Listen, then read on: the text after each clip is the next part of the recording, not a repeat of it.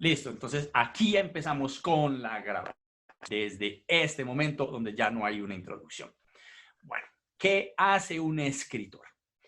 Para uno ser reconocido como escritor, y aquí hablo ya del trabajo, de vivir, de narrar, un escritor promedio necesita publicar 7.500 palabras al mes.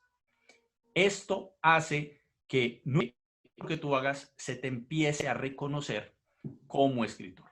Ahora, aquí abajito, voy a mover aquí las fotos de ustedes, que me gusta irlos mirando, entonces voy moviendo paneles aquí. Unas tarifas que uno dice, no puede esto, ¿cierto? ¿Cierto? La industria global, esto se aplica casi en todo el globo, nos va a pagar por palabra 1 centavo de dólar y hasta $2.30. Digamos que esa es la gente súper exitosa. Y cuando empiezas, digamos que cuando acabas de entrar, pues vas a estar más cerca al centavo de dólar, incluso un poquito por debajo. En Latinoamérica creo que la entrada es incluso 0,007. Eso sería que centavos de dólar, no, eso sería milésimas de dólar. Pero digamos, son tarifas que incluso en algún momento Andrés y yo hicimos el ejercicio. En Colombia, para los que no son colombianos, tenemos algo que se llama la ley de cine, que incluso da un precio a cuánto debería valer un guión según el mercado, un guión cinematográfico. Y cuando haces la conversión, están pagando ¿eso qué son? 70 centavos de dólar la palabra. O sea, no está el cálculo que estamos haciendo, ya que digamos que la tarifa que nos da la ley de cine es una tarifa digamos, máxima, digamos que en el borde de lo máximo que se paga en Colombia por un guión gráfico, y esa es más o menos la tarifa. Entonces, digamos que para que tú empieces a ser reconocido, que este es el ejercicio que a mí me gusta, y por eso quería empezar con este slide, porque es un poco extraño empezar esta conversación de para ser un escritor reconocido por la industria, tienes que estar publicando mínimo, o sea, 100.500 palabras al mes.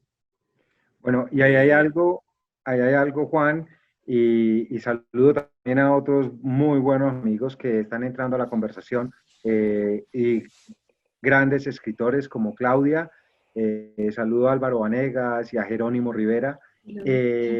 Cuando vemos, cuando vemos esta cifra de 7.500 palabras al mes, hombre, de pronto nos parece mucho, nos parece, no sé, pero si podemos hacer un ejercicio corto, estos son aproximadamente 15 páginas y por fortuna en este momento contamos con los medios digitales y de otros tipos de medios en los cuales pues uno empieza a mirar que, hombre, 7.500 palabras al mes no es tanto.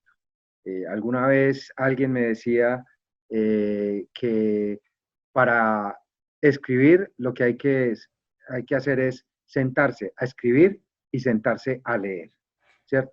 claro. Entonces, Ahora, si miramos esta gráfica, me parece muy interesante que veamos que hay una que dice el bottom 50, o sea, la gente que está en el fondo, o sea, los que están empezando, los que todavía no tienen un reconocimiento, pues aquí nos están diciendo que hay que escribir 17.500. ¿Por qué? Digamos que hay un paradigma que cambió con las redes sociales. Cuando yo crecí, el mejor fotógrafo era el que mejor fotógrafo. Hoy en día el mejor fotógrafo es el que fotos publica. Digamos que es un paradigma que podemos no estar de acuerdo, pero digamos que es el nivel con el que se nos está midiendo. O sea, entre más figuras, entre, entre más expongas tu discurso, sea cual sea, a más en más medios, más fácil te van a reconocer como una autoridad en lo que haces. Entonces, por eso, digamos que si estás entrando, vas a tener que escribir muchísimas más palabras, vas a tener que publicar mucho más, pero si vamos al top one, pues nos damos cuenta que ahí más o menos estaríamos hablando de que tengan que publicar, yo diría que más o menos unas 250 palabras para seguir manteniendo el reconocimiento, porque ya son reconocidos. Entonces yo sí quería que empezáramos con esto para darnos cuenta que a veces no miramos la industria desde ese punto, no solamente de sentirnos escritores o narradores, porque digamos que el solo hecho de querer narrar ya nos hace narradores, pero para poder vivir de esto, para que nos reconozcan como escritores, tenemos que empezar en cómo nos están midiendo los datos, cómo los datos nos posicionan, nos rankean automáticamente en redes sociales y en las redes sociales para las personas que puedan estar interesadas en lo que estamos vendiendo, que son historias, que son artículos, y creo que es exactamente el siguiente slide. Entonces, digamos que cuando narras, podríamos simplemente hacer esta simplificación, que incluso creo que aquí nos quedamos muy cortos, Sí. ¿cierto? Sí, pero hay muchas formas, y novelista, escritor de no ficción, cómics, videojuegos, periodistas, etcétera. Eh, es muy particular, o sea, por ejemplo, yo escribí hace 15 años, escribía artículos para una revista de salud y belleza, publiqué artículos de dietas, publiqué artículos, publicaba la columna de consejos eróticos, publiqué en una revista científica, publiqué inventos y eran inventados. Nunca he escrito una canción, pero siempre le he dicho a mi amiga Silvia O que escribamos una canción y yo ya le tengo el nombre y la lanzamos y que se llame No es tan sencillo, o sea, no es un sencillo. En fin, hay muchas formas, muchos caminos en los cuales se puede ejercer este oficio, ¿cierto? Claro, una de las cosas que a mí me llamó la atención es, sobre todo haciendo esta investigación de hasta dónde se iba, por ejemplo, lo bien pago que es la gente que puede entrar a una empresa que se especializa en vender tarjetas de felicitaciones para San Valentín, para el Día de la Madre, obviamente cuando estamos hablando de almacenes grandes, ¿cierto? No cuando lo hacemos y lo vendemos en la tienda del vecino de la esquina, sino cuando de verdad puedes llegar y decirle a alguien, mira, ¿sabes qué? Yo te escribo tantos mensajes únicos y te entrego 1000 tarjetas de cada uno, donde esto ya termina siendo un negocio, ¿cierto? Que a veces no lo vemos como la parte de narradores. La gente que escribe discursos, la cantidad de gente bien paga que escribe discursos para políticos altos o personalidades top, también es Conocí bastante a, importante. conocí una persona que escribía el 30-40% de los discursos de un expresidente colombiano. Eso pasa. Ahora, también tienes la parte de gente que se ha especializado en ser escritores para buscar convocatorias y subvenciones. O sea, gente que se ha vuelto muy buena en esto y esto también es otra forma de narrar para asegurar el intercambio de servicios también me parece importante. Y la otra parte que solo he conocido 2 personas que trabajan como escritores fantasmas y digamos que ganan realmente bien. ¿A costo de qué? De que nadie nunca sepa quiénes son porque sencillamente escriben para otras personas. Entonces me parece importante. Y el último, que es el copywriter o el advertising editor, que es el que se ha estado en escribir corto, pero para vender. Porque cada vez se hace incluso una habilidad que todos deberíamos desarrollar para poder sacar adelante nuestro emprendimiento como escritores. ¿Cierto? ¿A quiénes le podemos vender? Digamos que también el espectro es súper amplio, ¿no? Porque podemos vender para marcas. Hace días una amiga común de Andrés y mía la contrataron para empezar a escribir para el blog de una marca y estábamos hablando de casi $150 por publicación, o sea, por cada post que ella hiciera, por cada entrada de blog, y me parece que no es una tarifa loca. Si eres realmente rápido, aprendiendo a escribir rápido y ágil y poder empezar a publicar un montón de blogs. Creo que el problema de ese cliente sería que le entreguen de las entradas porque pues sería algo interesante, ¿cierto?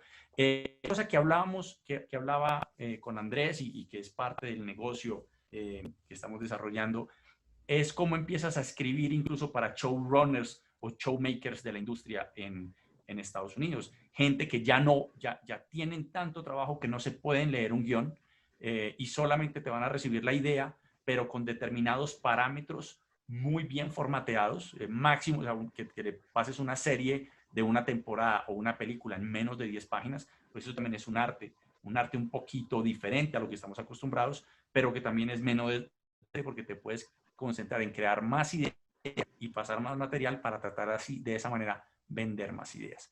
Igual tenemos agencias gubernamentales, no gubernamentales y empresas de videojuegos, ¿cierto? Digamos que ese espectro es bastante amplio también.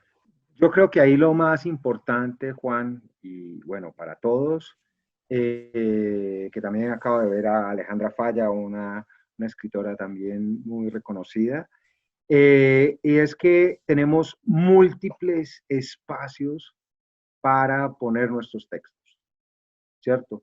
Unos serán económicamente rentables, por decirlo, nos generan ingresos, otros no, como por ejemplo un blog, eh, pero yo creo que una de las cosas más importantes que está diciendo Juan es que la creación de marca es algo fundamental para poder estar en este oficio. O si no, que lo digan un par de queridos amigos que me están escuchando acá en este momento. Claro, Es crear una marca. y aquí es muy importante entender que siempre como creador vas a tener mínimo dos productos que tienes que posicionar. Tú mismo y el producto que vendes. O sea, y a veces tú como producto propio, como esa persona, ese avatar que te creas hacia el resto de la gente, a veces debe ser más poderoso incluso que el producto que vendes, ¿cierto? Y eso es algo bastante importante de tener en cuenta. Bueno, el ejemplo que vamos a traer enseguida es importante dejar claro que cuando hablamos de la industria editorial, estamos hablando más o menos de las 20 editoriales más grandes del mundo. Ahora, nosotros como hispanos contamos con un gran reto que sobrepasar, y es que de las 20 solo hay una que es genuinamente hispana. El resto son de otros idiomas. Ahora, obviamente hay muchas de estas empresas que también publican en español, pero digamos que es extraño que seamos un continente o un grupo lingüístico tan amplio y no contemos con más representación en editoriales del mundo, ¿cierto? Entonces, que el ejemplo que viene enseguida, que yo sé que van a decir, ¿qué? Esa es mentira. Tiene que ver con que estamos hablando de esto, ¿listo? Estamos tomando estos 20 empresas como ejemplo. Entonces, cuando te planteas un libro, y aquí me parece muy importante empezar a hablar de la autopublicación, del self-publishing, es si te pones a mirar una de estas 20 empresas gigantes, por lo general, por cada 1000 ideas, ponen, digamos que ayudan a desarrollar 25 libros, o sea, de 1000 ideas, solo 25. De esos 25, solo se publican 5 títulos. Y de esos 5 títulos que pasaron el filtro de un agente literario, el filtro de la editorial y el filtro de la compra, uno es bestseller. Ahora, uno diría, hoy de 25, uno es bestseller o de 5, uno. No, en realidad son 10.000 ideas las que se tuvieron en cuenta para producir un bestseller. O sea, piensen que este sistema de filtros de estas grandes editoriales está hecho es para producir solo bestsellers. Ahora, si vamos al modelo, a las estadísticas, estas son estadísticas de Amazon, de Smashword, de Kobo, todas estas empresas que te permiten autopublicarte, parten de este modelo. De 50 ideas para libros se publican 50 y de 51 es. Ahora, acuérdense que para ser bestseller tienes que vender más que los otros que estén en tu misma categoría. Eso no quiere decir que sea un con las proporciones de un bestseller, de una editorial de estas 20. Obviamente eres bestseller en tu categoría y esto es bueno, sigue siendo bestseller. Pero miren que aquí las probabilidades de poderte destacar, de poder sacar un libro que se destaque y te posicione como experto en un tema, es mucho más alto. Y además tú tienes más el propio control del material que tú estás publicando. Tiene unos riesgos, tiene unas cosas a favor, otras en contra, que enseguida vamos a abordar, pero quiero que también sepan que esta es otra posibilidad, en la que yo puedo publicar también, autopublicarme y de esa manera empezar a publicar mis 7.500 palabras en diferentes formas. Digamos que pueden haber ciertas en el blog, pueden haber ciertas con diferentes marcas, con diferentes clientes, y en realidad empieza a contar, a mostrarle al mundo. No sé si han hecho el ejercicio de googlear su nombre o su marca y después en Google, y después darle a imágenes, que realmente salen las imágenes, pero abajito salen las palabras que están asociadas con tu nombre. Solo hacer ese ejercicio ya es bonito, saber si tu marca, si te están reconociendo por lo que es, o cualquier otra palabra con la que tú no quieras que te asocien, ¿cierto? Que eso también es bueno a la hora de plantarse una marca. Digamos que esta es una posibilidad que sé que muchos a veces la piensan, pero que yo me estoy autopublicando en diferentes plataformas, me doy cuenta que de verdad el latinoamericano brilla un poquito por su ausencia también en estas plataformas. Ahora, juguemos con la otra parte de la narración, que de pronto aquí Andrés digamos que trabaja más a diario con eso. Si vamos a la industria audiovisual de la narración, de la compra de guiones, de la producción de guiones, el promedio de guionistas por guión que vemos en la pantalla es de 9. Son 9 guionistas. Ahora, obviamente hay un guionista principal, hay uno que se especializó en chistes, hay uno que se especializó en escenas de acción, en romance, y dependiendo de su contribución, pues van a recibir un pago equivalente. Digamos que aquí el que más trabaja recibe más y el que menos trabaja, pues están lo mismo por su poquito trabajo, que seguramente es menos dinero. Pero por restricciones sindicales, solo se permite nombrar máximo 3 en los créditos de la película, aunque es un estándar oficial que solo aparezca uno. Pero en muchas de nuestras producciones, sobre todo producciones latinoamericanas, la mayoría de los guiones los seguimos escribiendo a una o máximo 2 personas al tiempo. Esto, digamos que también nos hace un poquito, no nos da las habilidades de trabajar en equipo escribiendo guiones como ya lo tienen bien establecido, por ejemplo, los gringos y los británicos. Eso también haya una gran diferencia en el acabado de un guión que termina siendo un hit en box office a nivel global, o uno que termina siendo un éxito en box office a nivel colombiano. No sé, ¿tú qué piensas de esto, Andrés? Sí. No, hay un tema que es importante y es que el mercado donde hay realmente una industria audiovisual es bien diferente a donde hay una industria audiovisual, digámoslo así, incipiente o naciente. Eh, el equipo de guionistas, por ejemplo, para una serie como The Big Bang Theory, que es bien popular, es un equipo de 10, 12, 15 personas, ¿cierto? En las cuales, como lo dice Juan, hay alguien que está especializado en chistes, otro en punchline, otro en acciones, o sea, en diferentes cosas. Y así, pues el trabajo yo diría, se vuelve mucho más, como lo dices tú mismo, Juan, más fábrica de salchichas, eh, y se vuelve, pues, digamos, lo más eficiente. Como se mueve en un mercado colombiano, es algo mucho más orgánico. Por ejemplo, ahora que estoy escribiendo una película que pronto vamos a empezar a rodar, pues yo soy el escritor, a ver, la idea original es del productor, yo estoy escribiendo el guión, pero permanentemente están, entre comillas, metiendo la mano los directores, porque son 2 directores, y con unos aportes que realmente enriquecen la historia. De la misma forma para series, para telenovelas, que es el formato de pronto más popular y más trabajado acá en Colombia, los equipos de escritores son de 4 o 5 escritores en los cuales hay personas que son especializadas en escaletear, hay otras que son especializadas en dialogar, en estructurar. Entonces, digámoslo así, en el área audiovisual acá en Colombia se trabaja en equipos más pequeños, pero también porque hay una limitante en producciones, en compras que están haciendo las diferentes productoras o emisores de esos contenidos que están produciendo los grupos de trabajo.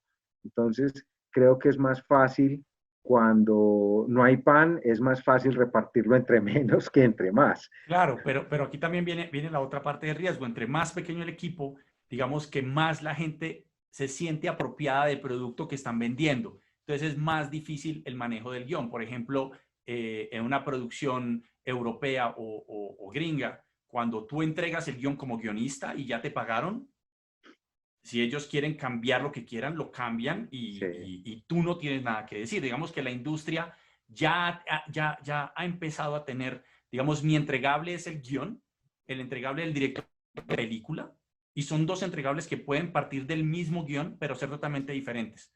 Y digamos que ahí no va a haber un problema jurídico con el guionista porque cambiaron mi arte. Y eso también sí. tiene que ver con que como se ha especializado tanto la industria, ya empiezas tú a entender, este es mi entregable y bien, Y ya ya. hice lo mío Sí. y ya alguien más construye encima de lo que yo construyo, ¿cierto? Pero hay algo importante y tomo tu palabra, Juan, y Sí, es que acá en Colombia, al ser la industria tan incipiente, básicamente para tú poder vender un guión de largometraje, tienes que hacerte coproductor, claro. porque si no, no te van a pagar el valor que tiene un guión eh, escrito en Colombia para un largometraje. Entonces, uno tiene que ceder en las aspiraciones económicas del valor real del guión, pero que ese porcentaje que cede o ese valor que cede, uno entra a ser coproductor. Entonces, de alguna forma, uno como creador de la pieza inicial a partir de la cual se va a generar la película, uno como creador va a poder tener una mayor decisión sobre cómo se hace la película, No, sobre... en eso estoy totalmente de acuerdo. Ahora, cada vez hay más plataformas como Netflix, como Amazon, que se están interesando en esto, que están entrando con otra forma de trabajar. Y yo creo que es importante uno empezar a pensar de que solamente soy competitivo en el momento en que empiezo a jugar con las reglas de ellos y no a tratar de perpetuar las mías, ¿cierto? Es como mi reflexión ahí. Bueno, volviendo a la parte, esas son cifras de la literatura que me parecen interesantes. Eh, Aquí volvemos a, digamos, cuáles son los grandes... Si yo soy un escritor, porque también narro con historias escritas, cuáles serían los mercados grandes donde yo tendría más oportunidad de vender cuando tengo una obra correcta. No estoy pensando en que tenga una obra maestra o una obra de arte, no, no. Algo correcto, que sea simplemente vendible, que es generalmente lo que más se vende en la industria. No lo mejor, no lo peor, exactamente lo correcto. Pues nos damos cuenta que México, Brasil, que son mercados gigantes a comparación del resto de los países, está incluido en ese 31% de rest of the planet, el resto del mundo. Y si cogiéramos esa parte gris y la dividiéramos en 31 fragmentos, no, en 187 187. fragmentos, que son los países que no están ahí numerados, pues en algún momento estaríamos ahí. O sea, nuestro mercado es realmente poco, es muy pequeñito, es muy angosto. Igual hay gente que ha podido vivir bien de esto. ¿A dónde quiero llegar yo aquí?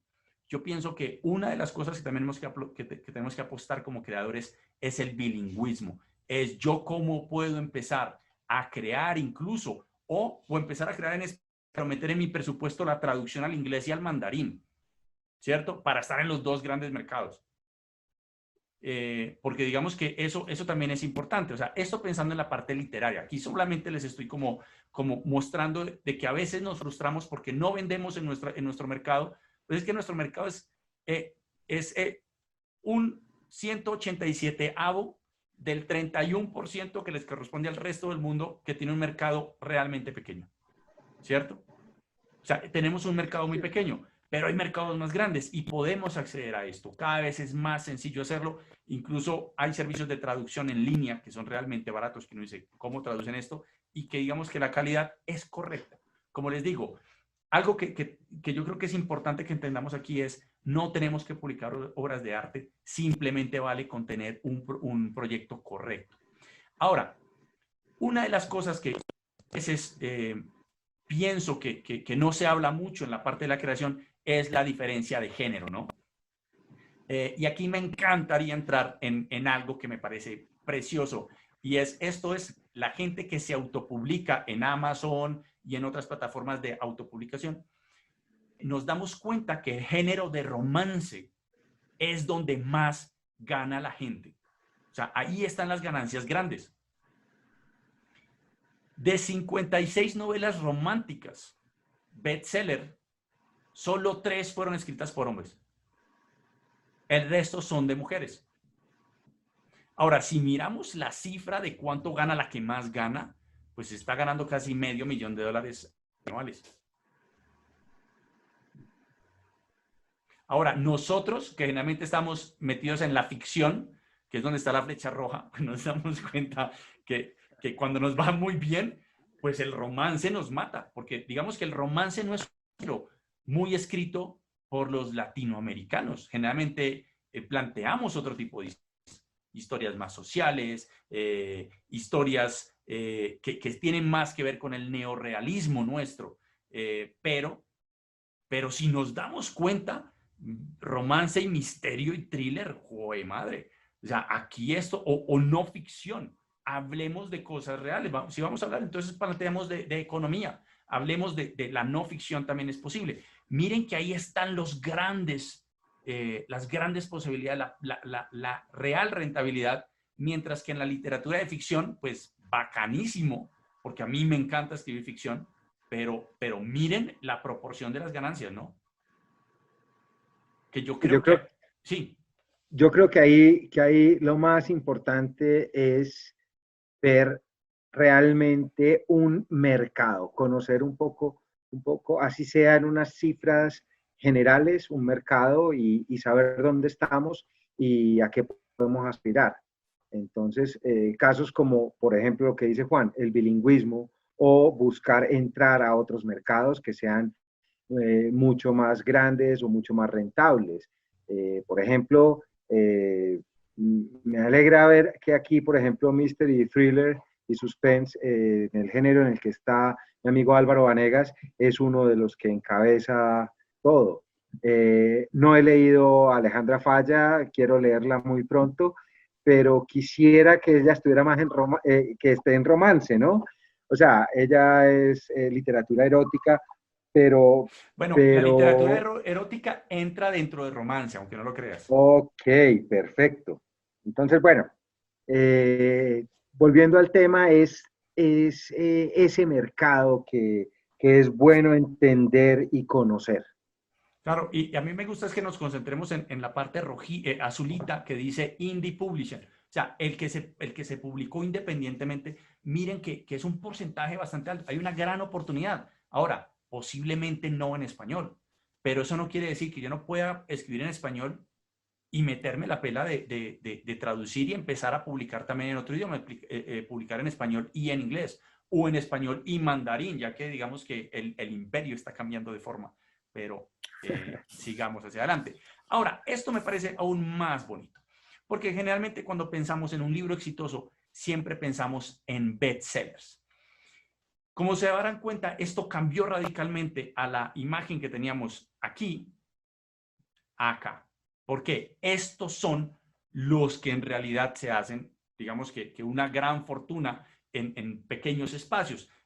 Al lado izquierdo vemos la curva que ocurre, digamos, de un bestseller, donde nos damos cuenta que vende hasta 56 semanas después, 52 semanas después, durante más o menos, sí, casi 2 años, pero es donde la primera parte del primer año te haces casi todas tus ganancias y después, pues, el libro casi que se olvida o están en las bibliotecas de la gente.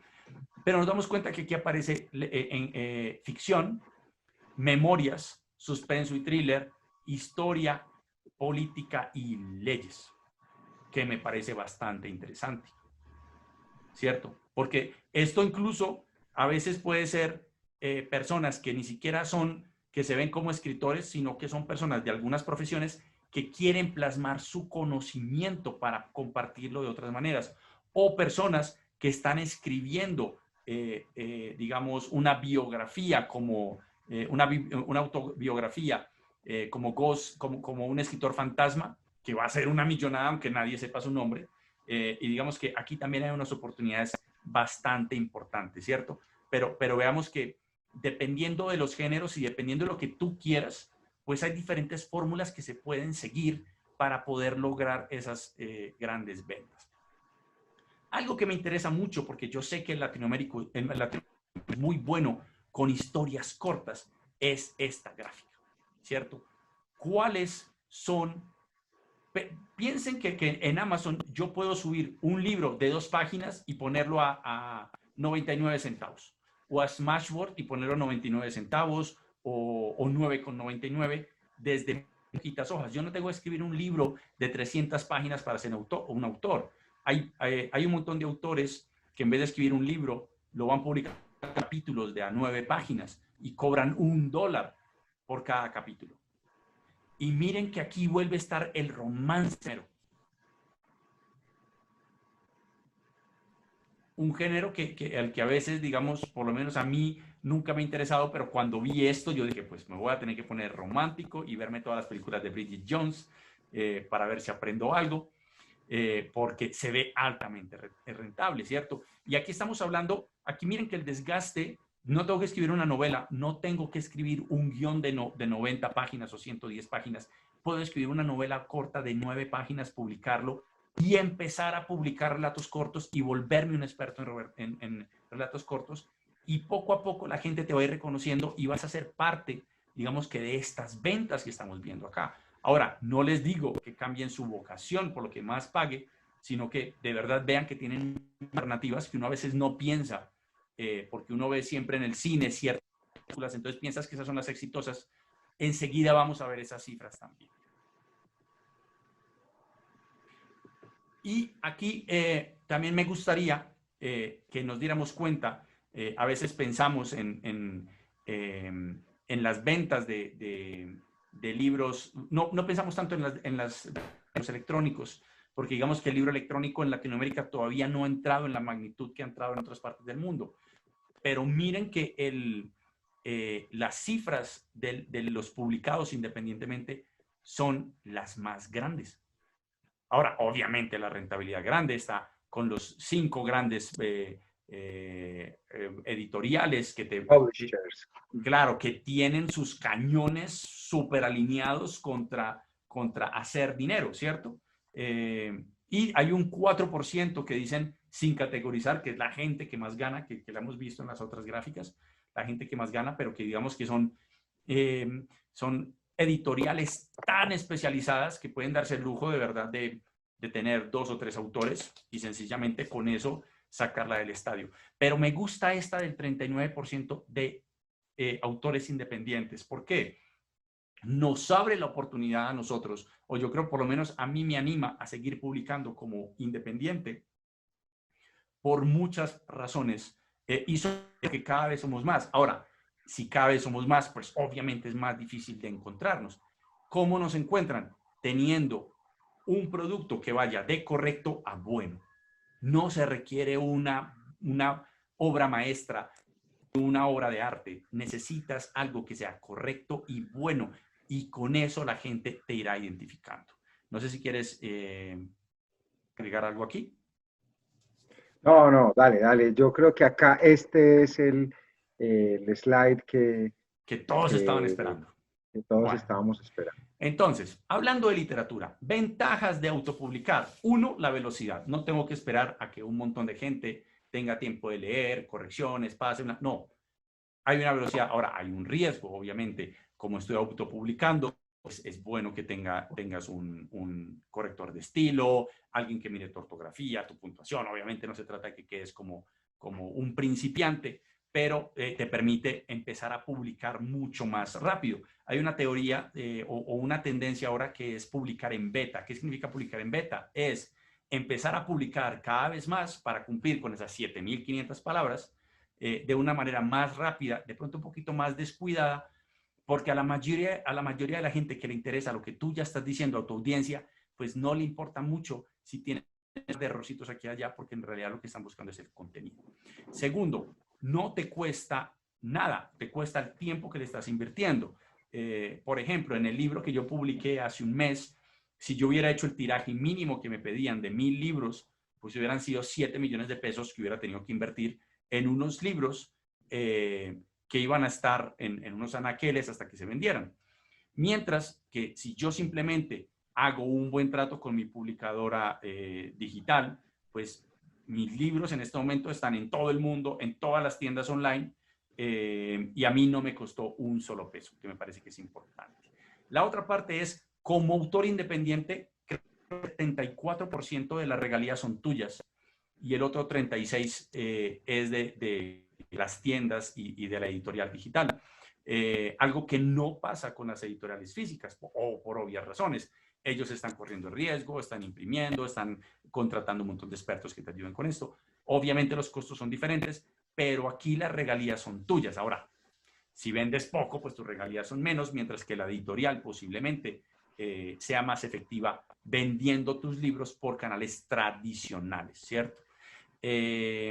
Lo otro es, tú puedes le presentas directamente los libros al lector, que eso también es bueno, porque empiezas a tener un contacto más directo con tus lectores y tienes más libertad creativa. Aquí no hay editores tradicionales que te van a decir esto se vende, esto no se vende. En estos días, haciendo la investigación para esta presentación y otra presentación que voy a hacer pronto, me encontraba con una persona, un hombre que se inventó un género erótico bestial, se llama, o algo así, que es humanoides, pero que vienen de gorilas o de lobos o de osos, teniendo sexos con mujeres humanas.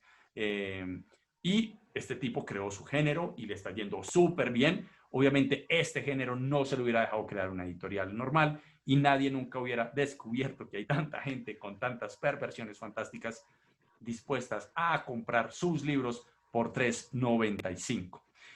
Ahora, desventajas.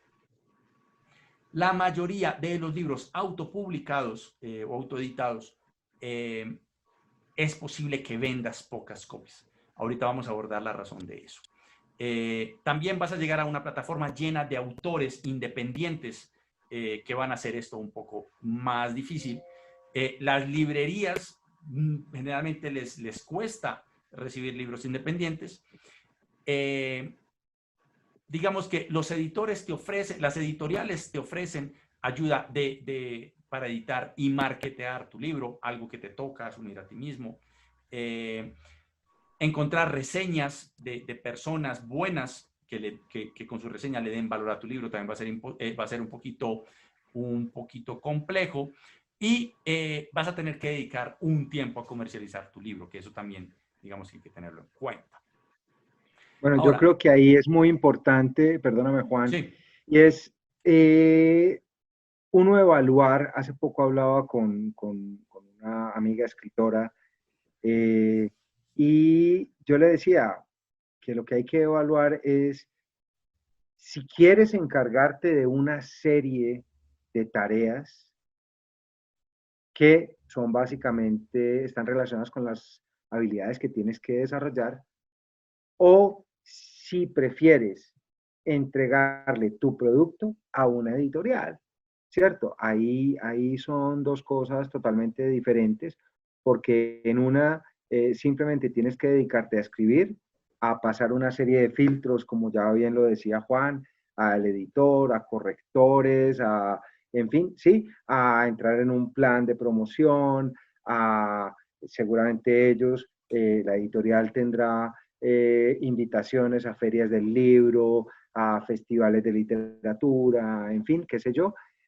O si tú estás dispuesto a crear tu marca, sostener tu marca como creador y como escritor de historias, ¿cierto? Así Y es. todo lo que ello implica. Claro, entonces aquí digamos que generalmente me imagino que los que han estado en cursos de emprendimiento y todo esto generalmente les hablan o de branding, o de marketing, o de contenido y copywriting, o de ventas. Resulta que cuando te metes en esto como independiente, y no solamente como narrador independiente, sino como una persona independiente, que vamos a empezar a vender cada vez más en línea, digamos que esto es como el nuevo ABC que deberían saber todas las personas que emprenden, es tú tienes que ser bueno en estas 4 habilidades. Tienes que tener un branding muy bueno y lo que yo les decía antes, no solamente el branding de tu producto, sino de ti mismo como producto. Necesitas saber crear, uno, el contenido, que no solamente son tus libros, sino también la manera como haces publicidad de tus nuevos productos y servicios y aprender los principios del copyright.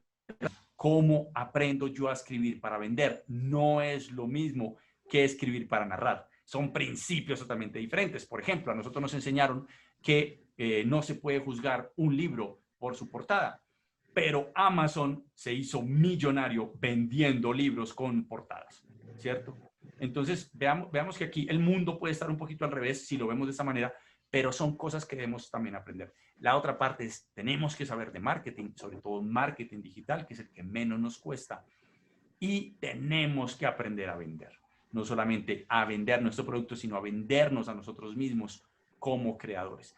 Y les paso esta lista gigante de cosas que terminan traduciéndose en esta cruz que les pongo aquí a la izquierda, donde vas a tener que empezar incluso a crear, ¿por qué no? La gente que ya te quiere, la gente que ya te sigue, ¿por qué no empezar a recaudar fondos con campañas de crowdfunding? De, mira, apóyame y cuando mi creación esté lista te la paso gratuita, ¿cierto? Empezar a crear incluso tus propios eventos para que firmen los libros que tú de pronto hagas, imprimir en caso de que lo hagas ahí, ¿cierto? Empezar a unirte a grupos en línea de gente que se está autopublicando y empezar como a aprender de diferentes personas, ¿cierto? Empezar a donar tus libros a bibliotecas que estén concurridas por, digamos, la gente que estás buscando. Aquí hay otro montón de ejemplos. Como les digo, esta presentación la vamos a publicar en SlideShare y se la vamos a compartir a ustedes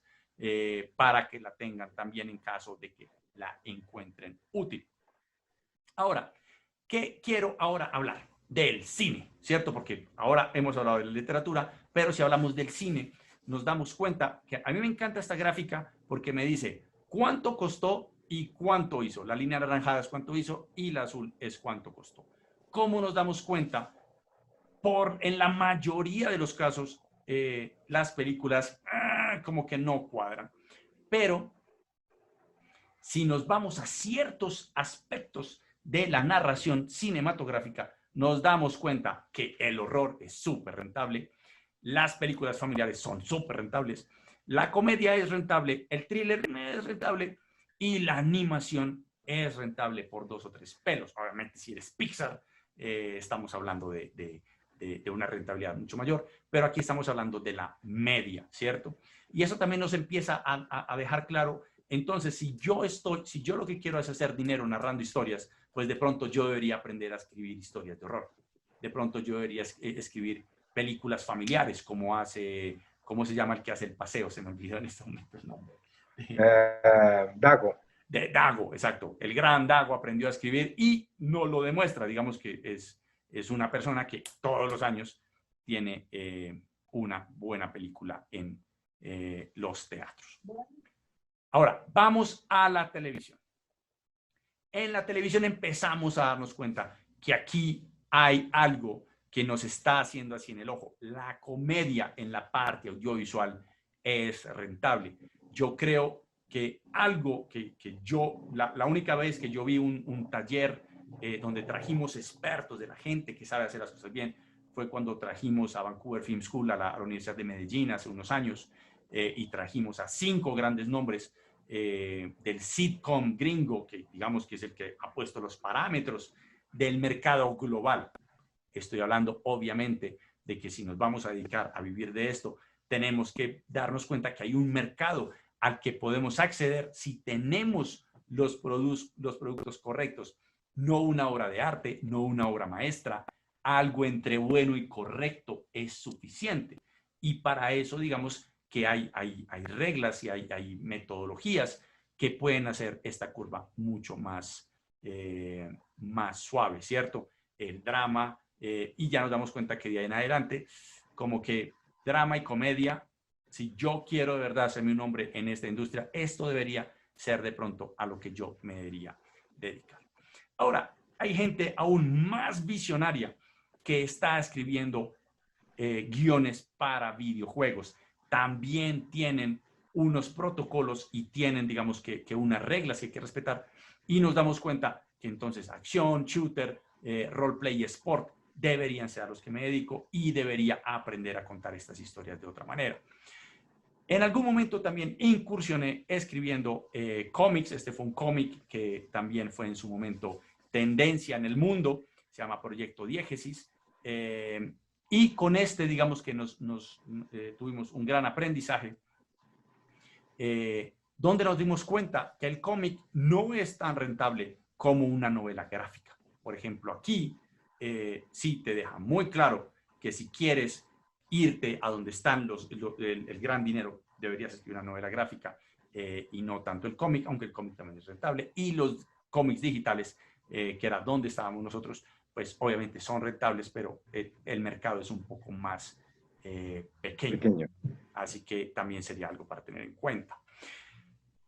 Ahora, digamos que todavía no estamos ahí, pero estamos escribiendo en un blog, estamos escribiendo para canales de YouTube, por ejemplo, gente que se encarga de hacer, no sé, series web o gente que podamos conocer que haya hecho grandes series para medios interactivos. Pues digamos que aquí también nos empieza a decir de pronto yo a dónde debería apostar, porque aquí este es el contenido en el orden en que la gente lo consume, ¿cierto? Donde nos damos cuenta que los podcasts no es algo tan loco de pensarlo, sobre todo si sabes escoger la plataforma correcta. Por ejemplo, mi podcast está en Anchor, que te permite rentabilizar desde el primer segundo en que están todos tus podcasts montados y te ayuda a posicionar en otro montón. Pero digamos que aquí es solamente pensando en que si tienes que publicar 7,500 palabras al mes, pues deberías estar pensando en que si divides esas 7,500 palabras en un montón de plataformas, esto también te va a ayudar a tener esa presencia.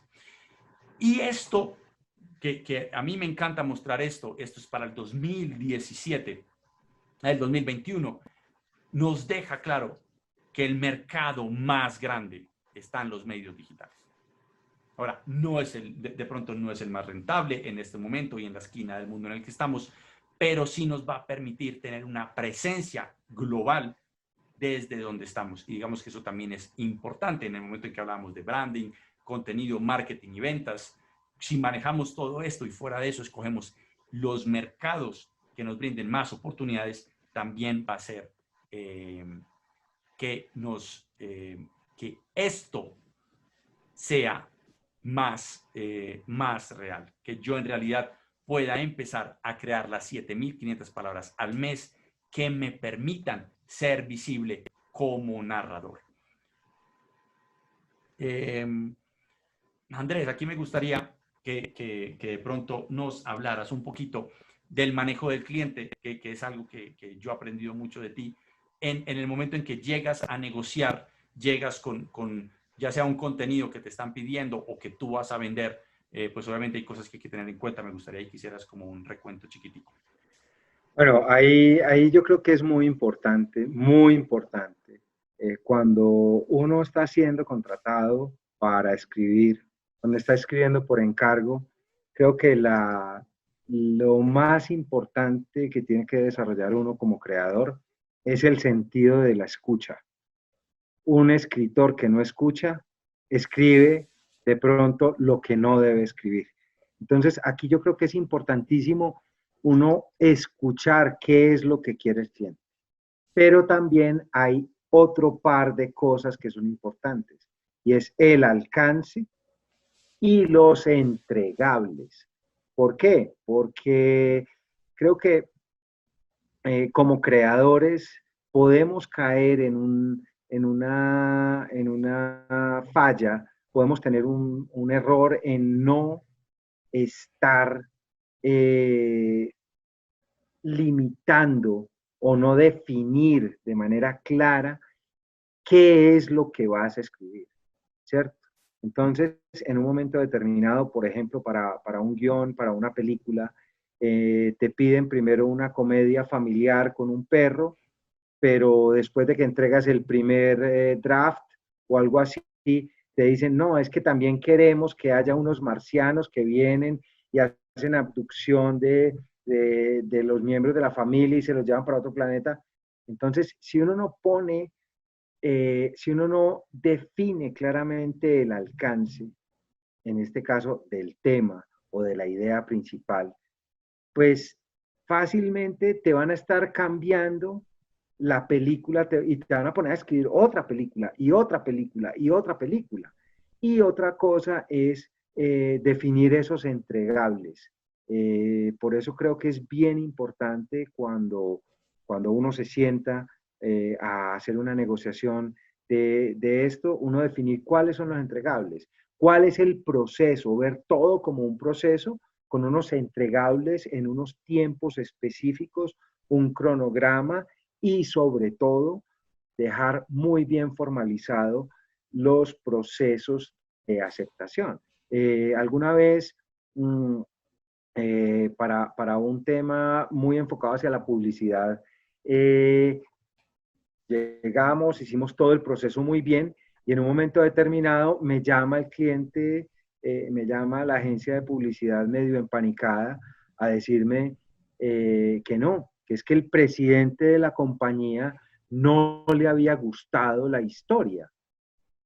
Claro, la agencia de publicidad pensó que yo iba a salir corriendo a reunirme con ellos y todo el cliente y yo simplemente le dije a la agencia de publicidad, oye, dile por favor a tu cliente que si el presidente de la compañía no tiene nada más importante que hacer que esto, pues que se consiga otro trabajo.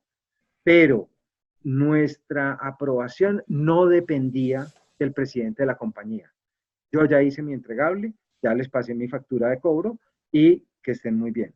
Claro, yo recuerdo cuando empezamos a trabajar juntos, una de las cosas que más le aprendí a Andrés fue una lista que creo que es más o menos esta, donde todo esto tiene que, o sea, hicimos el logline, el cliente tiene que firmar el logline antes de que entremos a la sinopsis. Después de la sinopsis tiene que firmar el siguiente. Y cuando está firmado, es que lo aprobaste y ya ese documento anterior ya no se cambia, ¿cierto? Entonces, aquí es muy bueno. Algo que aprendí que se llama CTC, ¿cierto?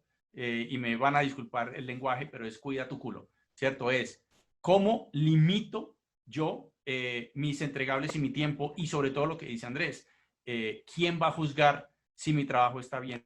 Yo recuerdo en algún momento con una alcaldía del Valle de Aburrá, de una ciudad bastante grande, que quiere seguir siendo anónima, teníamos un interventor que iba a juzgar el guión y de pronto, cuando me llaman a una entrega, habían 20 personas, cada una con una opinión. Y yo, no, qué pena, ustedes se reúnen y a mí mi interventor me pasa las preguntas, porque yo no me voy a reunir 6 horas con 20 personas que no están en el contrato, ¿cierto? Entonces es como empezar yo cómo limito mi trabajo para que el cliente quede satisfecho, yo pueda entregar y que ese entregable sea medible y tangible también para el cliente, pero que la entrega sobre todo sea tangible para mí. Claro, además hay otra cosa, es que lo más fácil en la vida es ser creativo a posteriori, ¿sí? Eh, yo tengo o tuve un gran amigo, infortunadamente murió, escritor también, y era muy particular porque él siempre le encontraba un mejor final a las historias, ¿cierto? Y entonces yo le decía, no, pues eres un genio, ¿cierto? Porque le encuentras siempre un mejor final. Y eran las historias a todas, menos a las de él, ¿cierto? Entonces es bien particular y por eso es que hay que, en esa relación con el cliente que es tan importante, creo que es muy, muy, muy importante la definición de estas cosas, de número de correcciones, de los tiempos y bueno, y hacer tiempos reales, pues no, Claro. no los tiempos que se necesitan. Claro, y tener en cuenta Alguna los vez, tiempos de correcciones, que me parecen que es ahí donde uno claro. se descalabra a veces. Claro, y otra cosa que es bien importante, bien particular, y me ha pasado varias veces con guiones de largometraje, es que te encuentras con productores que piensan como productores. Entonces, si la historia, por decir, no es en un hotel, sino en un edificio de apartamentos, para ellos simplemente en su cabeza es un cambio de locación y es un costo adicional o no, pero no entienden o no dimensionan que es muy distinto que esto se desarrolle en un hotel que es impersonal, en que cada habitación es un mundo impersonal y que hoy es el mundo mío, mañana es el mundo de otra persona y así, que sea, por ejemplo, en un edificio de apartamentos donde la gente vive allí, donde hay unas formas, hay un comportamiento establecido y no, pues para ellos es muy sencillo, no, no, no, es que no es en una discoteca, por ejemplo, es en una casa donde se desarrolla esto. Son cosas muy diferentes y uno tiene que, de una manera tranquila, cariñosa, en este momento sueno como a que estoy poniendo la queja o me estoy desahogando, pero no, de una manera muy sencilla, es decirles, no, no, no, mira, estás pensando como productor, ¿sí? Y darles, darles la información suficiente y necesaria para que ellos entiendan que al cambiar un contexto, al cambiar un personaje, al cambiar un elemento pequeño, eso desencadena una reacción en cadena, valga la redundancia, para toda la historia. Bueno, ahora voy a ser una persona terrible. Digamos que te dedicas a escribir guiones. Un guión en promedio va a tener unas 13.000 palabras. ¿Eso qué quiere decir? Que tu guión debería estar listo en 2 meses porque son 7.500 más 7.500 nos dan 15.000 palabras, ¿cierto? Eh, y esto es importante. ¿Por qué hacer estas cuentas? Porque tenemos que aprender a escribir más y mejor en menos tiempo, ¿cierto? Y digamos que esa es parte, una de las herramientas que quería traerles, que es el héroegrama, que es esta metodología que yo estoy proponiendo para escribir más y mejores historias en menor tiempo. Se basa en 7 flujogramas que te van a ayudar, uno, a crear una estructura básica de una manera bastante rápida. Digamos que propongo un modelo de 9 momentos que están interconectados en ellos. ¿Para qué? Para ayudarte, uno, a unir el mundo del caos y del orden y del caos, que a veces no pensamos que tienen que estar muy bien justificado. Lo que yo prometo, digamos que en el punto 1 o en el punto 2, va a tener que estar justificado en dónde tengo que responder esas preguntas, ¿cierto? Y también, digamos que está la otra división de la estasis y el cambio. La estasis es donde todavía no entramos en acción, donde nos cuesta creer en que podemos ser héroes. Y la otra mitad, donde ya hemos cambiado, ya eres un héroe, pero tienes que demostrarle al público que eres un héroe. Cómo empiezas a conectar las preguntas que vas haciendo, o mejor dicho, las expectativas que despiertas al principio, tienes que cumplirlas en algún momento. Y el héroegrama lo que hace es ayudarte a entender cuáles son esas conexiones y por qué cada punto viene acompañado con preguntas y afirmaciones que de verdad ayudan y te van guiando paso a paso, con ejemplos. Pongo 8, creo que son 8 o 9 películas donde las divido por cada punto, les voy mostrando, les demuestro cómo si en este punto hacen esta promesa, en este punto me la cumples y qué producen en mí. ¿Por qué es importante que en el punto 5 el público se desilusione? ¿Cierto? Empiezo a dar como es un manual de bolsillo para que las personas y los creadores, sobre todo, puedan de una manera efectiva poder llegar, en el caso de un guión, a esas 13,000 palabras lo antes posible y tus palabras cada vez sean más rentables. Ese centavo de dólar que te pagan por palabra, de pronto sean 2 centavos, 3 centavos o de pronto hasta 5, hasta a 2.30 creo que era el máximo que te pagaban. Bueno, yo creo que ahí lo más importante, Juan, es, este es un oficio en el cual hay que escribir y en la medida en que uno pueda tener mejores herramientas para hacerlo, pues hombre, va a ser más eficiente, ¿cierto? Por eso es que a mí me parece bien interesante, muy interesante, esta metodología planteada en el heroigrama, porque de manera muy clara y sencilla y simple plantea eso, cómo, cómo se pueden hacer esos pequeños ajustes. Nosotros estamos acostumbrados a que siempre en todas partes nos hablan de los 3 actos, de los puntos de giro, de una serie de cosas que, no sé, es la misma información que estoy obteniendo de todas partes, ¿sí?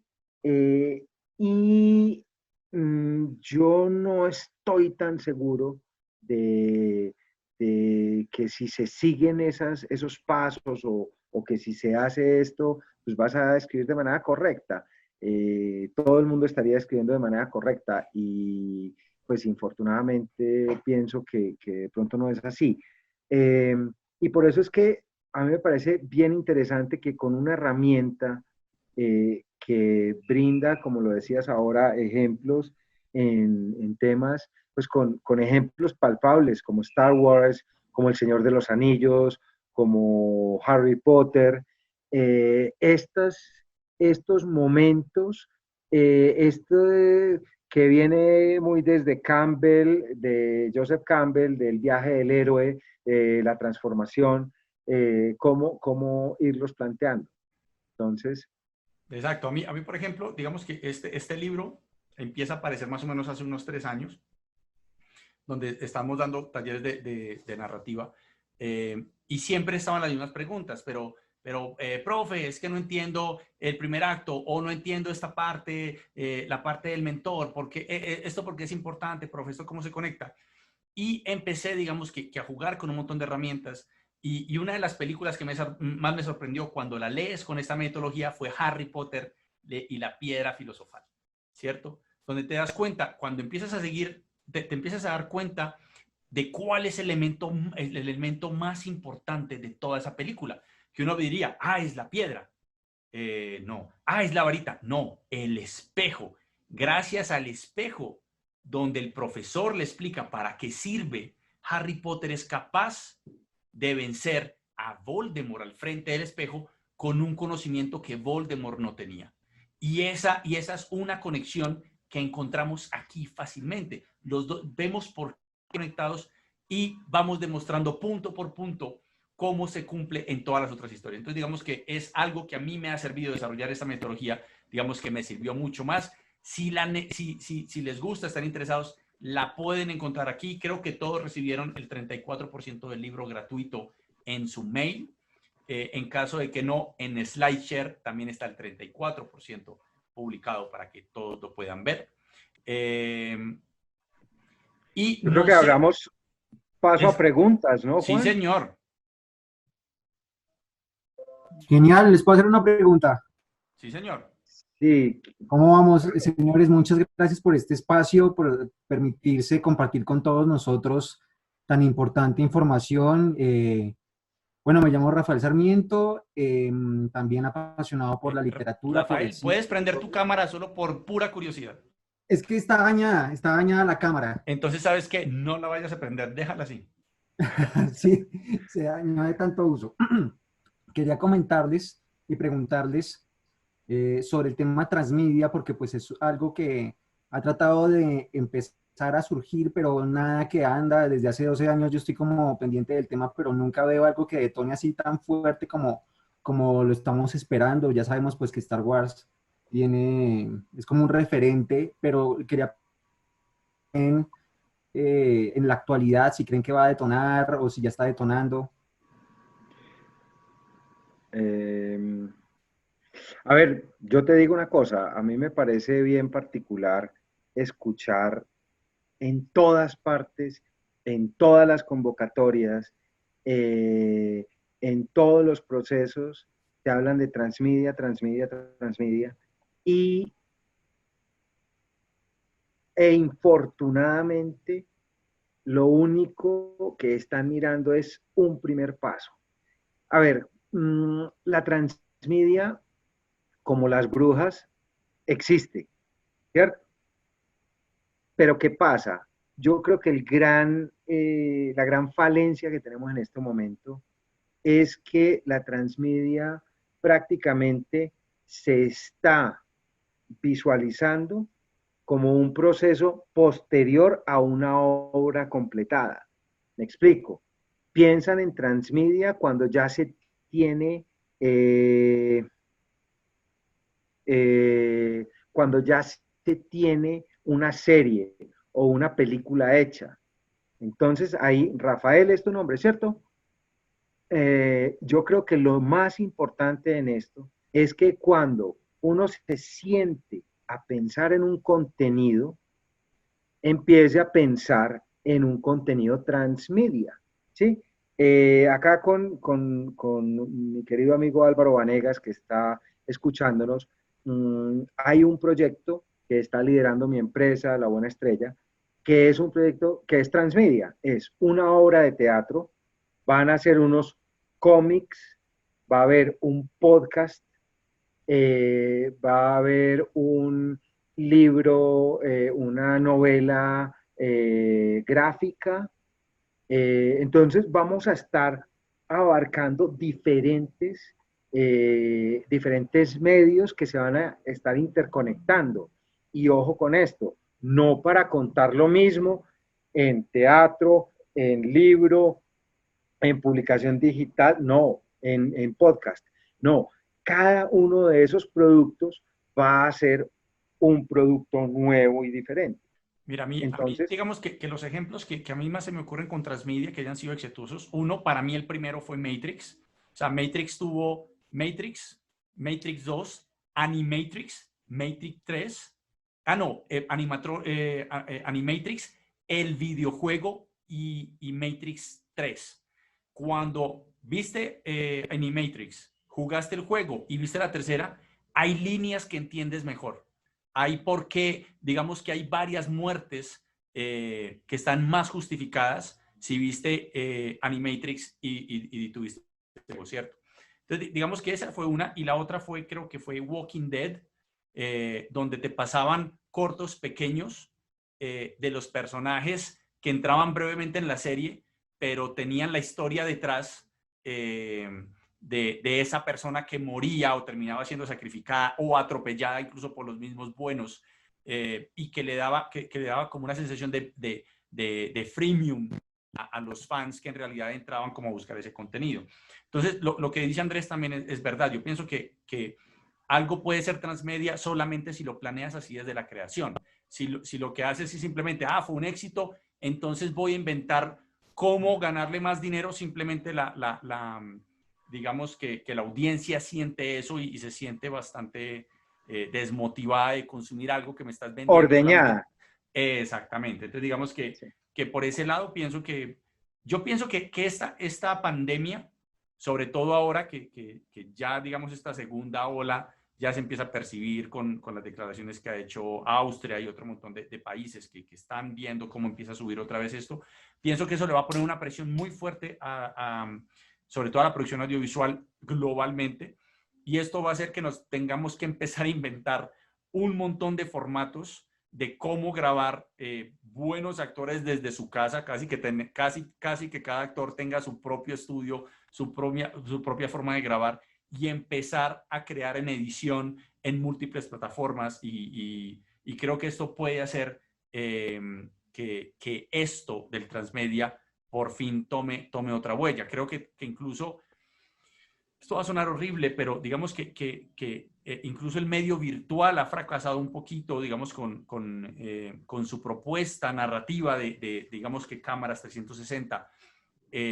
Yo creo que por falta del tiempo de experimentar y de que haya sido rentable para que las personas que están experimentando de verdad sientan como, como ese ánimo de seguir experimentando y seguir presentando más cosas. Creo que el día en que la realidad virtual empiece a funcionar de la manera en que funciona, digamos, una grabación en tiempo real, esto también va a impulsar a que el mundo transmedia tenga que meterse para tratarse de incluir ahí. Es como mis pensamientos acerca del asunto.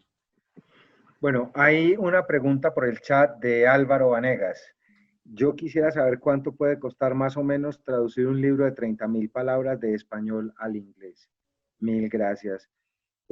Con toda sinceridad le respondo a Álvaro que no sé, pero que me comprometo a conseguirle el dato. Porque puede haber diferentes tipos de traducción, traducción oficial, traducción certificada o traducción literaria, no sé. Y te lo van a cobrar más por página que por palabra. Por lo menos la última vez que yo hice traducir un documento, me tradujeron fue cuántas páginas tiene y me cobraron una suma, pero eso fue hace muchos años, así que no te doy esa tarifa porque va a ser una tarifa desactualizada. Pero listo, yo vi que Claudia levantó la mano, Claudia Restrepo.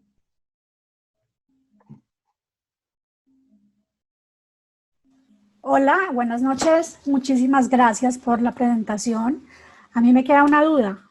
Si tengo el producto, ¿cómo encuentro el cliente? Fantástico. Qué happy problem tan fantástico, tener un producto y estar buscando a quién vendérselo.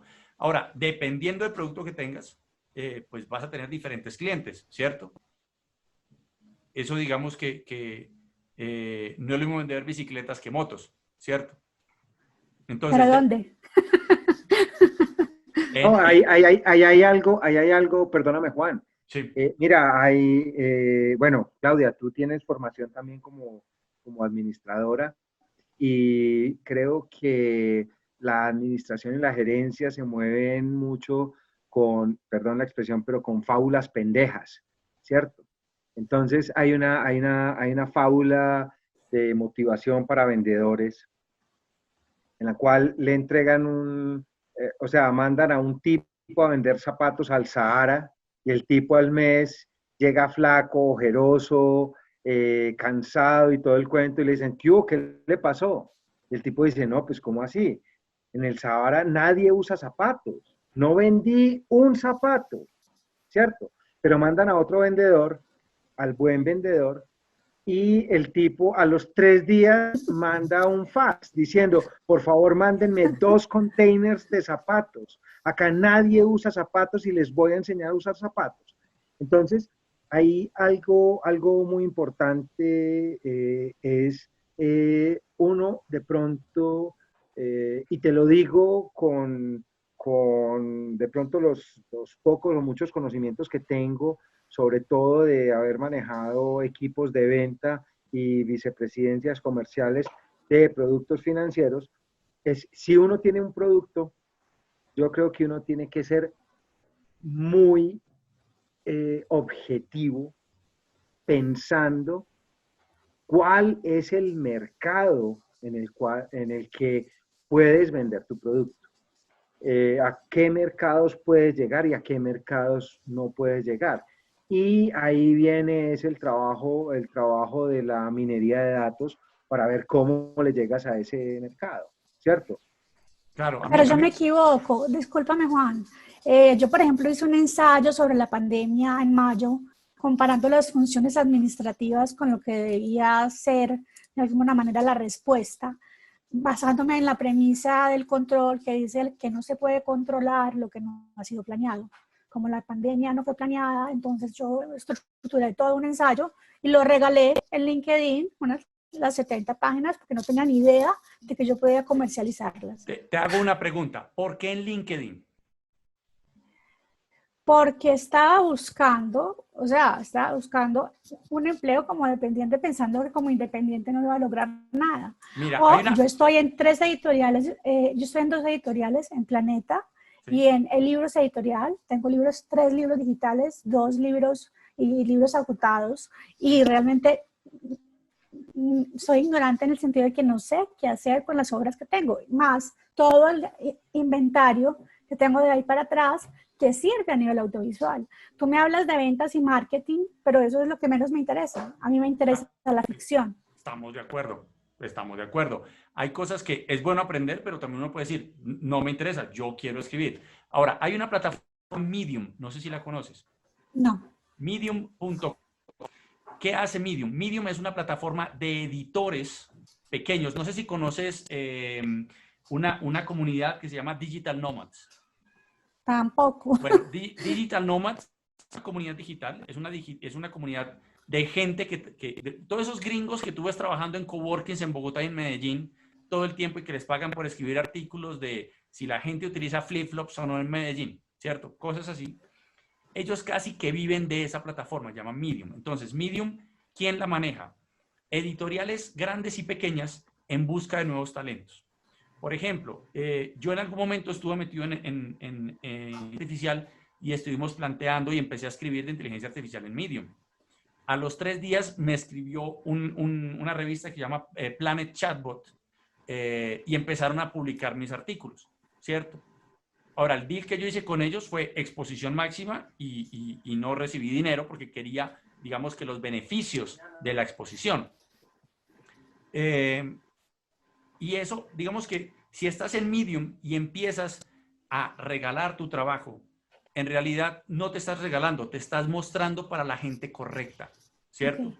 Digamos que algo que posiblemente en LinkedIn no pase, porque en LinkedIn, a menos que estés metida en un grupo de gente editorial seria y no de gente que esté buscando tener contacto con editoriales, que es lo que pasa a veces mucho, incluso en Facebook o en otras redes, en Medium no pasa. En Medium, generalmente, si tú pones los tags correctos y todo esto, la gente correcta te va a empezar a leer y es posible que te empiecen a contratar. Incluso, por otro lado, bueno, si tú eres una súper investigadora, está Patreon, no sé si lo conoces, bueno, Patrón, que te permite tener, es como un crowdfunding, pero en vez de que la gente te paga, te ayuda a recoger una suma, es gente que te puede empezar a sponsor desde $1 hasta $100 al mes o más. La gente te puede donar lo que sea. Mucha gente que son investigadores, que no, por ejemplo, no tienen fondos, lo que hacen es decir, yo investigo sobre esto es lo que yo hago, necesito gente que apoye mi trabajo. Y entonces ahí el truco es conseguirte a, no sé, 10,000 personas que te donen de a $1 mensual y pues vas a contar con unas fuentes buenas de ingresos. Ahora, es más fácil decirlo que hacerlo, que como está basado en que la gente que te sigue tenga tarjeta de crédito, Latinoamérica es un continente donde es un poco difícil. Gracias a Dios aparecieron las tarjetas de crédito virtuales, incluso está RappiPay, ¿cierto? Que es una que yo le estaba en mi audiencia a pedir por Rappi para que llegue a su casa y me puedan comprar mis libros con su RappiPay, que es una tarjeta prepago, ¿cierto? Entonces, digamos que aquí la creatividad depende también de tu conocimiento. Si tú conoces si tú tienes curiosidad por el mercado al que te vas a meter, vas a empezar a encontrar cuáles son las comunidades que pueden servir o cuáles son las plataformas que pueden jugar a tu favor y puedes empezar a montar un modelo de negocio, porque, por ejemplo, mi modelo de negocio no es ayudarle a que más gente tenga tarjetas de RappiPay, pero a mí me gusta que la gente tenga tarjetas de crédito prepagas que funcionen y que les permite compañía. Entonces se ha vuelto, digamos que una de mis labores evangelizadoras es que la gente de alguna manera empiece a tener tarjetas de crédito virtuales o prepago, ¿cierto? ¿A qué quiero llegar? Nuestro rol como creadores se está transformando y nos exige ser multitalentales. O sea, ya no podemos sencillamente sentarnos a producir textos fabulosos y por eso hago el énfasis en entregar cosas correctas, de correcto a bueno es suficiente. Ahora, el día que sea reconocida y quiera sacar una obra maestra, fantástico, va a ser, pero hasta que llegues allá, lo que tienes que empezar es a publicar y a publicar y a publicar hasta que llames la atención por el volumen de publicaciones que tienes. Sería mi consejo. Juan, pero yo tengo un blog hace 11 años, tengo más de 1100 entradas, 1000 visitas mensuales, me ven de Mountain en Estados Unidos, o sea, me ven y nadie deja un comentario, pero todos leen. Fantástico. Pero ¿tú tienes alguna forma de recoger los datos de esas personas? Tengo, o sea, la plataforma trae las estadísticas, ¿cierto? No, de los pero países. pero Personas no tengo la con, forma. bueno, No. por ejemplo, eso es algo que es muy bueno tener. Entonces, por ejemplo, yo siendo tú, lo primero que haría sería volver ese blog en un landing page. Que la gente empiece a dejar sus datos para poder leer lo que tú haces. Para poder acceder. Y de esa manera tú sabes cuánta gente te lee y cómo, y poderles enviar, hay personas que te siguen, cómo poderles enviar el material que tú tienes, porque en este momento pues el blog te da unas estadísticas, pero las estadísticas... Pero incluso, hay gente en Ucrania, en Malasia, ¿sí? En Rusia, o sea, y yo digo, pero ¿cómo? ¿Pero cuándo? ¿Pero por qué? ¿Cierto? estamos de acuerdo. Y hay algo más, la imagen que acompaña el texto hace que sea más popular la entrada. Fantástico. Ok. Me has enseñado tú y Andrés en 20 minutos, en 40 minutos, lo que no sabía en 10 años de trabajar como escritora. Mira, ahí vamos a dejar los números de cuenta bancaria. ¡Ah! ¿Qué te iba a decir? Pero mira, algo que yo aprendí mucho, digamos que en esta pandemia que estuve trabajando como líder de servicios creativos para Rappi, o sea, 13 millones de usuarios, 9 meses en crisis, con toques de queda diferentes, con regulaciones diferentes. Una cosa espectacular es, si tú no tienes control sobre tus datos, los datos no te sirven. Entonces, por ejemplo, cuando entraste a esta charla, lo primero que yo quiero saber es tú dónde estás. O sea, y era una de las preguntas que tenía. ¿Qué ciudad y qué país? ¿Por qué? El día que esto se vuelva a reactivar, te lo juro que me voy a meter el tour de dedicarme a ir a cada una de estas ciudades, no solo a Toronto y a Ushuaia, que son las dos personas que digamos que están más lejanas en este conversatorio. Sobre todo que Ushuaia es una ciudad espectacularmente hermosa, chiquita pero muy hermosa. Sino porque si tienes una audiencia, o sea, algo que descubrí con este ejercicio fue la cantidad de escritores y narradores que hay en La Paz. Yo no había considerado nunca ir a dar una conferencia en La Paz. Ahora me muero no conozco La Paz. Yo vendí botones en La Paz. Y en ese momento me encantaría ir a La Paz y dar una conferencia allá. ¿Sí? Juan Álvarez, en Colombia nadie conoce La Paz. Yo. No. Como vendedora de botones. Este fue un chiste político. Bueno, pero hay algo que yo creo que esto se nos va empatando con una pregunta que hace Carmen Franco. Gracias. Con gusto, Claudia. ¿Cómo decidir la estrategia para creación del contenido más favorable? Yo pienso que lo más importante es tener información. Creo que Claudia lo ha dicho ahora. Es tener información. ¿Tener información de qué? Del mercado, de qué se está consumiendo, de qué se está publicando, qué se está viendo. O sea, tener data. ¿Por qué? Porque esa data es la que te va a permitir decidir las estrategias, ¿cierto? Entonces, por ejemplo, con la data que mostraba Juan ahora, uno podría decir, hombre, escribir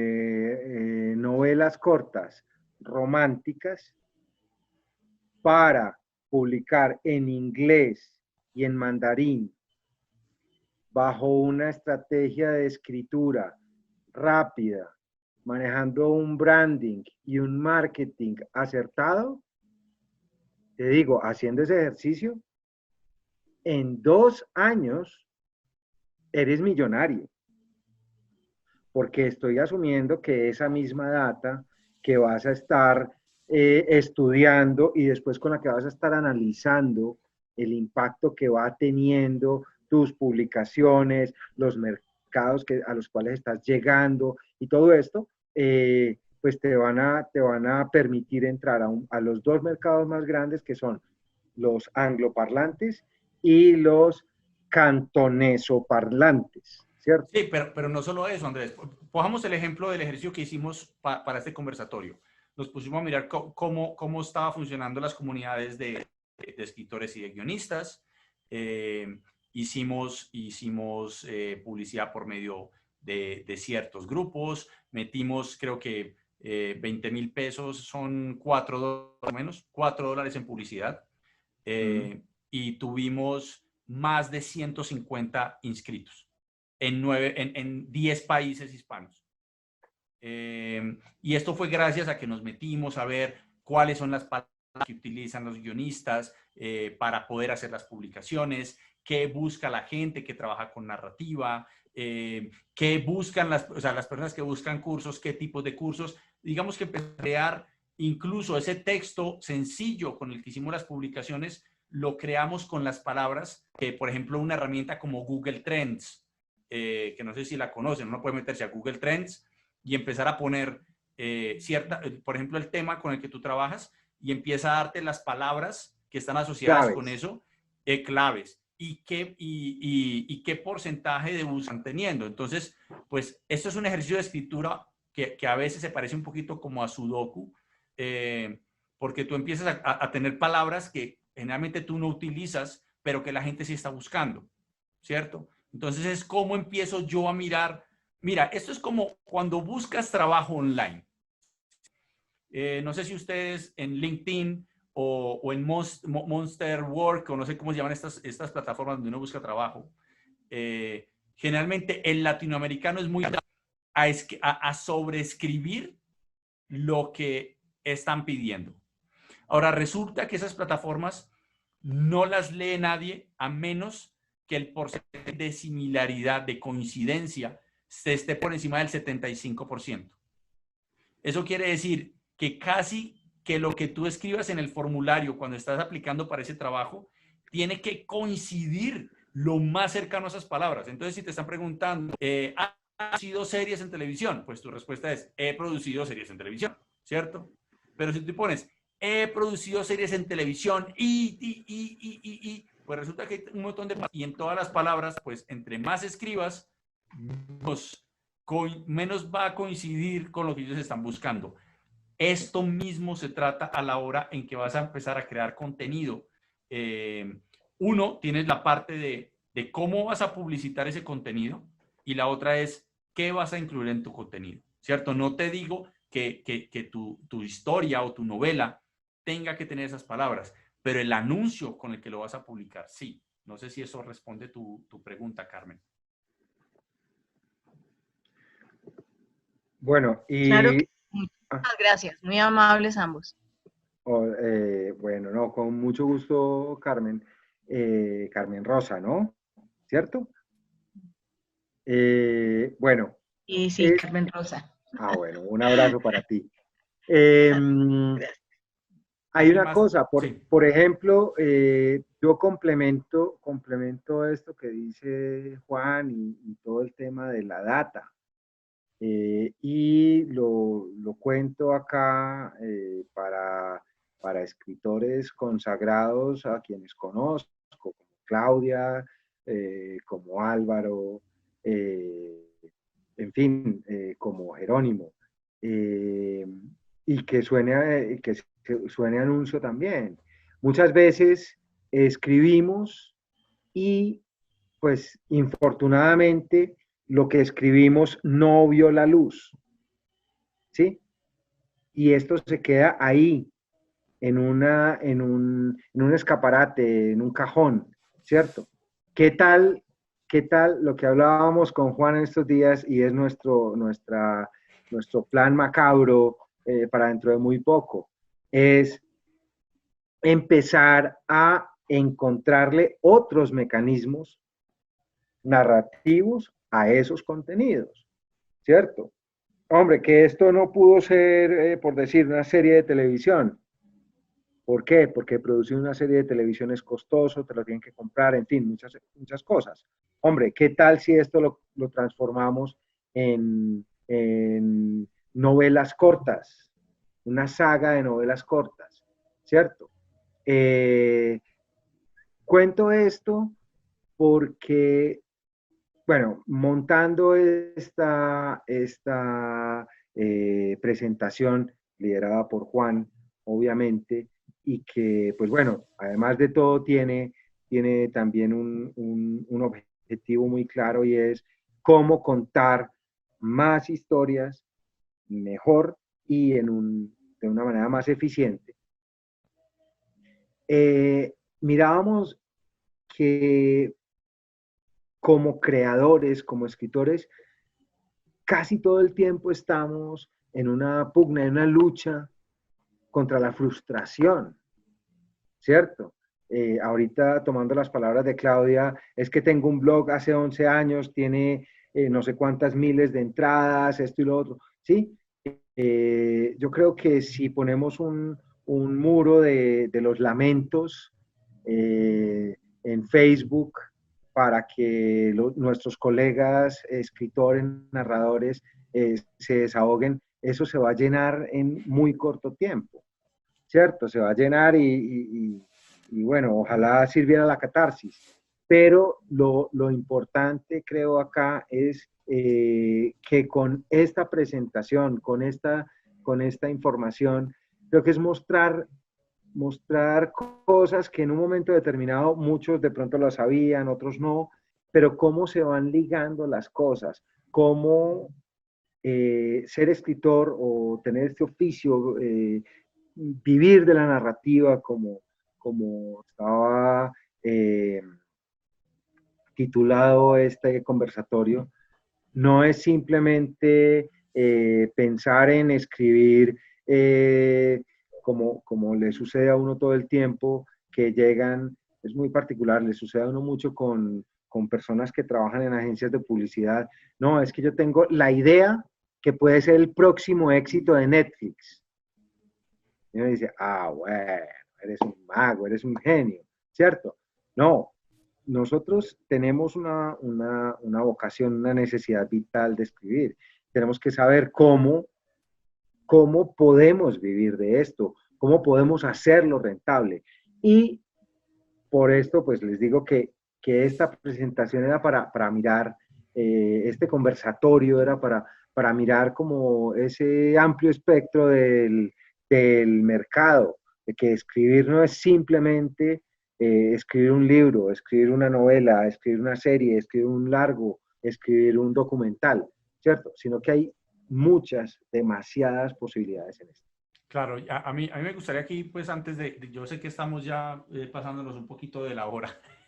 Un poquito de la hora. A mí simplemente dejar, por ejemplo, a mí me pasó algo, digamos, le di 120 vueltas al mundo, no solamente trabajando, sino también, digamos, que de alguna manera huyendo de mí mismo. ¿Por qué?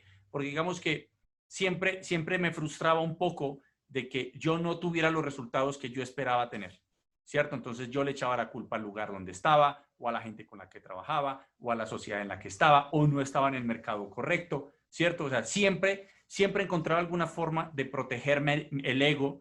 Digamos que la vida mía cambió bastante el día que me di cuenta, mis no resultados son mis resultados. Y en ese momento me pude sentar a pensar, algo tengo que estar haciendo mal, porque puedo elegir dos cosas. Una, es culpa del mundo y no tengo control. Entonces, pues mejor me tiro en mi cama a dormir y a morirme porque no tengo control. Yo, pobrecito de mí, no puedo hacer nada. O todo es culpa mía y yo puedo hacer esto.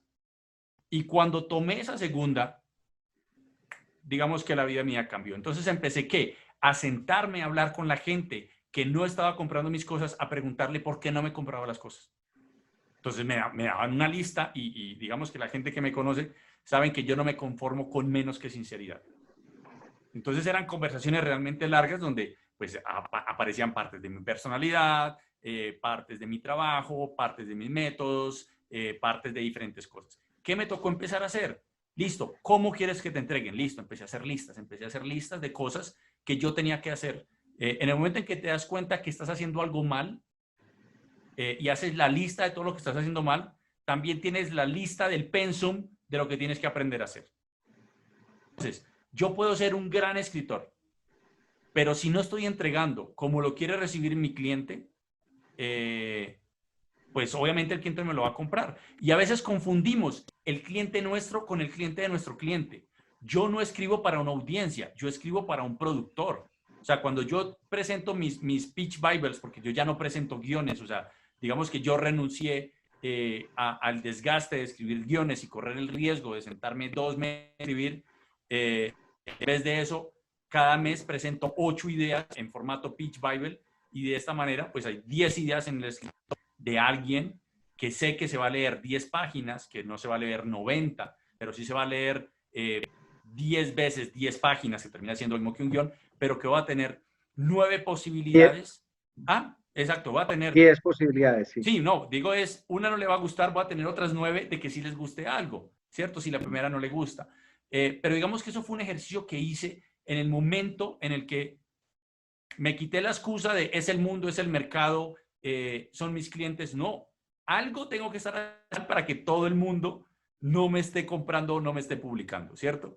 Y en ese momento, cuando haces esa lista de cosas que estás haciendo mal, pues es fantástico porque al mismo tu cabeza empieza a trabajar de qué tienes que aprender. Y esa lista es increíble. Y eso es lo que queríamos nosotros mostrarle un poquito también con vivir de narrativa, como decía Andrés hace un poco, la parte más importante es el manejo emocional, porque este es un trabajo que a veces es difícil, es muy frustrante, la curva de entrada es muy larga o a veces muy empinada y es agotadora, ¿cierto? Y eso no quiere decir que tú no seas bueno, posiblemente estés fallando en algo o estés o desconozcas alguna regla por la que estás fallando. Ejemplo, uno va a pedir la visa americana y se le olvidaron las fotos. Yo conozco amigos colombianos que van incluso a solicitar que solo les faltan las fotos, que seguramente el señor que es tan querido les va a dar la visa porque solo les faltaba un solo requisito de 20.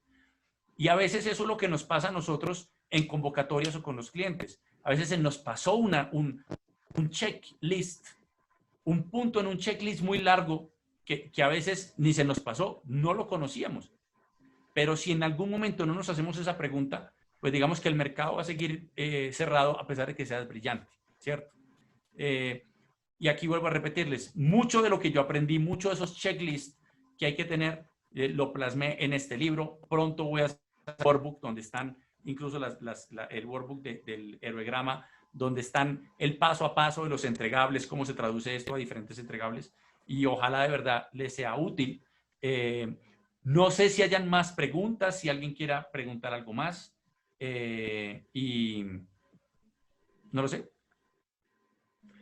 Álvaro Vanegas se despidió de todos, nos agradece de corazón. Perfecto. Recuerden que si tomaron fotos, si tomaron pantallazos, por favor, compártanla en las redes. Por favor, taguenlos, porque creo que los dos somos suficientemente egocéntricos para vernos a nosotros mismos en otros lugares. Por mi lado, recuerden, siempre estoy a un café de distancia. Es un poquito más difícil en la pandemia, pero por Meet, por Skype o por Zoom también se puede tomar café. Me pueden escribir o llamar. Cuéntenme de verdad, qué tienen en mente, cómo podemos hacer cosas juntos, desde consultorías, acompañamientos o solamente el café. Encuentran todos los enlaces a todas mis redes y a todo el material que produzco todo el tiempo en thejuanalvarez.com. Aquí también está mi teléfono, está mi mail. Juan, perdóname Juan, te interrumpo porque es que ya hay muchas personas que se están despidiendo y antes de que se vayan, yo sí quiero decirles que muy pronto van a estar recibiendo información porque Juan y yo vamos a estar tomándonos un café público de 15 minutos, conversando de diferentes aspectos para poderlo compartir con las personas. Estamos diseñando ese producto, ese compartir cómo lo vamos a hacer, pero vamos a estar buscando cómo compartir con la gente pues un poquito de la experiencia, un poco de las labores, un poco de lo que hemos hecho, de lo que no hemos hecho y también de lo que ustedes tengan para compartir. Entonces vamos a estarles contando muy pronto de estos cafés que nos estamos inventando, estamos diseñando. Bueno, pasado mañana les va a estar llegando el mail con el enlace al video privado, donde todos los que dieron el mail van a estar autorizados, y también el enlace donde va a estar esta presentación. De verdad, muchísimas gracias que haya venido gente, una convocatoria tan bonita, y esperamos de verdad que toda esta información les sea útil y que el Héroegrama de verdad, para los que estén interesados, les sea una herramienta de verdad que les ayude a escribir más y mejores historias en menor tiempo.